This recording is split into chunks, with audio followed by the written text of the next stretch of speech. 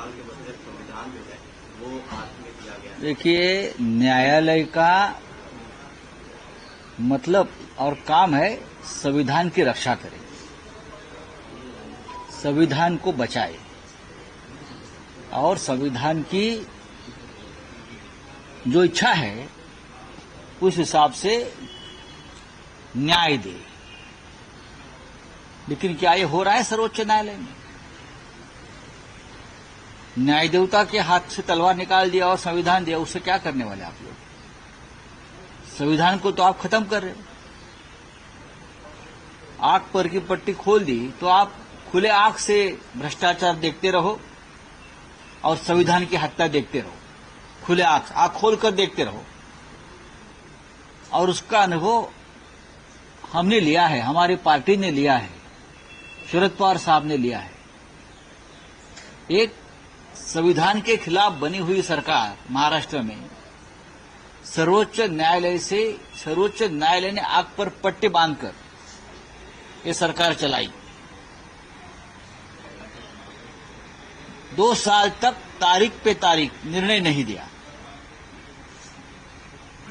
ऐसे बहुत से निर्णय हैं जो संविधान के हिसाब से होने चाहिए थे। संविधान की हत्या तो यार इस देश में दर दिन होती है। अब न्याय देवता के हाथ में आप संविधान की किताब देकर आप आरएसएस का एजेंडा चला रहे हो क्योंकि उनको एक प्रचार करना है। ये प्रचार है, ये प्रोपेगेंडा है। क्योंकि लोकसभा चुनाव में संविधान खतरे में का जो नारा गूंजा और घर घर तक गया, तो ये जो आप किसी ने निर्णय लिया है, ये बीजेपी का और आरएसएस का प्रचार करने की ये एक बहुत बड़ी कोशिश है। जो परंपरा चलती आई है कि हमारी न्याय देवता सभी को उसके हाथ में एक तराजू होता है और पट्टी बांधी। मैं देखूंगा नहीं कौन छोटा है कौन बड़ा है, सबको समान न्याय होगा, न्याय का तराजू समान होगा। लेकिन हुआ है क्या 10 साल में? ये नहीं हुआ है और हम उसके सबसे बड़े विक्टिम हैं।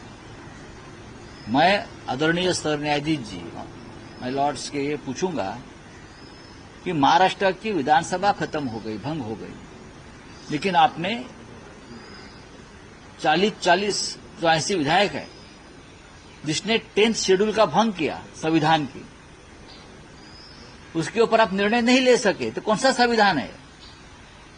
आपके लाइब्रेरी में संविधान वाली आप एक मूर्ति रखेंगे, आप उसे क्या होगा? देश की जनता ने सब कुछ देख लिया है।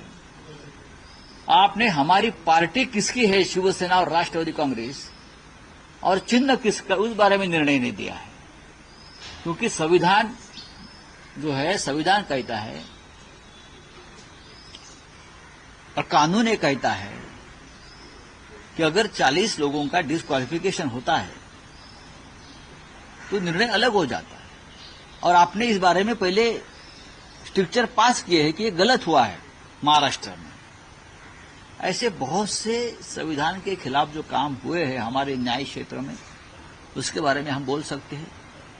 तो ये जो आप संविधान मूर्ति के हाथ में आपने दिया है, आप संविधान बचाने का प्रोपेगेंडा कर रहे हैं, लेकिन इस देश में ऑलरेडी संविधान को खत्म कर दिया है। संविधान की हत्या दर दिन हो रही है। सर, मोदी के जो 3 लेकर है नायडू जी, उनको ईडी की तरफ से क्लीन चिट दी गई है, किस तरीके से देखते हो सर? हाँ, अभी संविधान आया है न्याय देवता के हाथ में, तो ऐसे निकाल तो देते रहेंगे।